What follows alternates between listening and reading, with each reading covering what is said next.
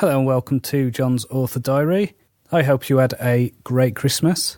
I don't know whether I did yet, because I recorded this on the 21st of December, just before my family arrive for the Christmas holidays. As I mentioned before, this isn't going to be a regular diary, but what I wanted to do was have a look back at what have been my favourite reads of 2017. Now, I don't think any of the books actually came out this year, apart from some of the short stories that I'm going to talk about. But these are books that I have read for the first time and enjoyed. So I'm going to start off talking about short stories. People who've been following my website for a while know that I listen to a short story, a poem and an essay every single day. So that means I've enjoyed over 350 short stories already this year. So ones that have stuck out to me have been The Gospel According to Mark by Georges-Louis Borges, which was on the New York Fiction Podcast in October 2007. Now, I don't know why this happened, but for some reason, a bunch of stories from 2007-2008 reappeared at the top of the podcast feed. So I had a listen to some of those, and some of them were really, really good. This was a story about a man going to stay with a community, and he introduced them to Christianity. And let's just say the community treat him a bit like a Jesus figure. So it's very interesting, very dark.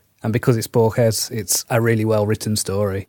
I also really enjoyed The Hidden Girl by Ken Liu, which was in George R.R. Martin and Gardner Dozois's latest anthology, The Book of Swords. And this story was great. It had an assassin who had a magical ability that she could essentially slice through the third dimension and use a kind of hidden secret dimension between places in order to be a more effective assassin. And this was about her doing her first job and, let's say, having some doubts. So very good story, highly recommended. Second Suicide by Hugh Howey was another great story. This was in his collection Machine Learning. And what I liked about this is this was a alien invasion story, and it was told from the perspective of the invaders. And these aliens had their doubts, they had their fears. They were involved in a war that they didn't want to be in. So I really liked seeing that other perspective.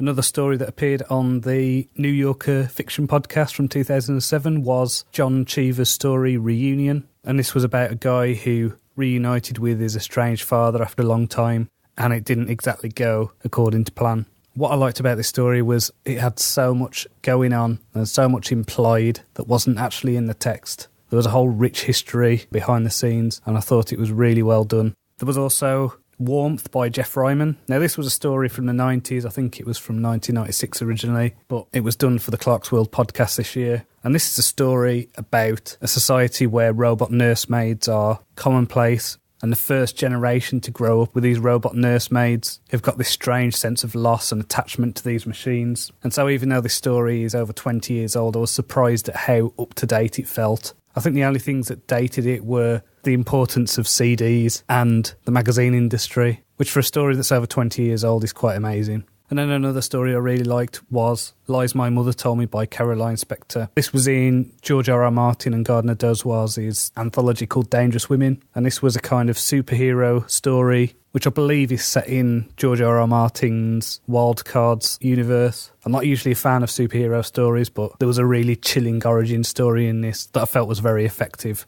And hey, I might even give more superhero stories a chance now based on this. I think I'll probably buy the first Wild Cards book on Audible in the new year. I've read some really interesting non-fiction as well. Time Travel: A History by James Gleick was really good. It was essentially a history of time travel as an idea, and so that was really well done, well researched. Guns, Germs and Steel by Jared Diamond was really good. This was a history of the development of human civilization, but instead of seeing it from a kind of racially determined thing, it was linking the developments in technology to things like domesticatable animals and edible grains and the flow of land in relation to changes in climate and things like that. It was a really interesting way of looking at the world, and I think it's already started to help me because I am working on world building this fantasy series at the moment. The ideas from that have already started informing what I'm doing and making me think a little bit more about explanations for why things are the way they are. During my fantasy research, I read The Time Traveller's Guide to Medieval Europe by Ian Mortimer. I liked the fact that it was a history of what life was like at the time. Now, with the fantasy that I'm doing, it's not actually going to be a medieval fantasy. I think that was my original idea, but the world I've come up with is actually far more interesting and strange. So I'm really looking forward to writing that. And then I've read some really good books on writing craft this year as well. So if you're a writer, I would highly recommend reading On Writing by Solstein and Dialogue by Robert McKee. I've also just finished a book by K.M. Weiland, which is about character arcs. And so every time I seem to read a book on craft, there's always something new that I can add to my work to improve it. And this is a thing I think a lot of writers should do, is always be committed to improving, to making sure that their next book is better than the last one, and to always be trying to tell a better story. I think in that way you're always going to be moving forward and excited about the next project because you know that you've learnt lessons and that you're better at what you do. So finally to novels. I've reread some books this year. I've reread Gene Wolfe's Book of the New Sun, which I really enjoyed. I think that's a great series. I've mentioned it a few times in the diary. And so I'm still reading The Citadel of the Autarch. I'm in the last half of it, so by the time this podcast comes out, I'm sure I'll have read it and thoroughly enjoyed it again. I also read Philip Pullman's His Dark Materials series, which I thought was great. I think when I first started these diaries, I was reading Brian McClellan's Powder Mage series, and I think that's one of the best fantasy series that I've read in a while. I really enjoyed a novel by Adam Troy Castro called Emissaries from the Dead, which is essentially a murder mystery set in space, and there's lots of weird things going on, like a very strange world and lots of cool science stuff going on. So it was a really intriguing read, big sense of wonder, just kind of going through this strange place.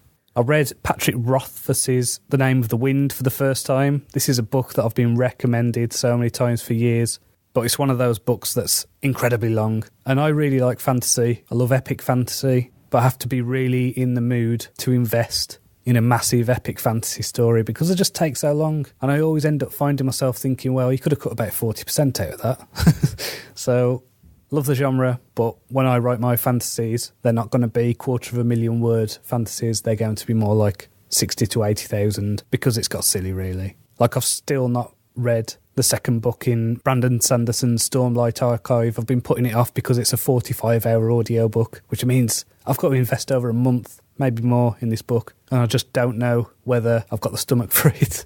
As much as I want to read it, I just find it difficult to be in a world so much. I'm working through the Book of the New Sun at the moment, and the 4 books work out to about 36 hours. And so I think once I've done this, I'll probably end up reading a bunch of novellas and shorter novels just to change the pace a bit. Earlier this year, I read John Fowles's The Collector, which was a really dark novel. It's about a guy who imprisons a woman, and it's written from the bad guy's perspective, and it's horrible. It's a really grim, dark story, and it doesn't end well. But I thought the writing in that was excellent, and just the whole tone of it gave me the creeps. And I think when a story is hitting you on that physical level, that's a rare thing, so it's not for everyone, but very good story.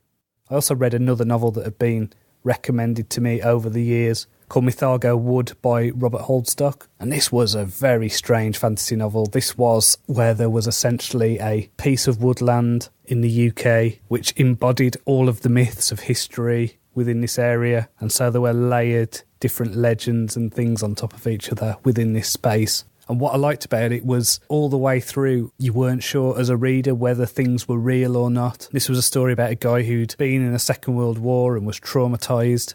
And so there was a lot of stuff about trauma, a lot of stuff about survival. And I just wasn't sure at any point whether any of this stuff was supposed to be real, was supposed to be magical, or whether it was just a story about this guy's descent into madness. And those questions were never fully answered, and I thought that was very good and very brave of the author. And finally, the other novel that I read this year that I really enjoyed was called Hard-Boiled Wonderland and The End of the World by Haruki Murakami. Now, this was just a bizarre, surreal novel, felt like a dream. Half of it felt like a hard-boiled detective story, which was about understanding a unicorn skull. And then the other half was about this very bizarre village that seemed to be, I don't know, maybe purgatory or something. It wasn't really explained, but it was all about the borders between life and death. And there was a lot going on, and it was really just an incredibly vivid, dreamlike experience.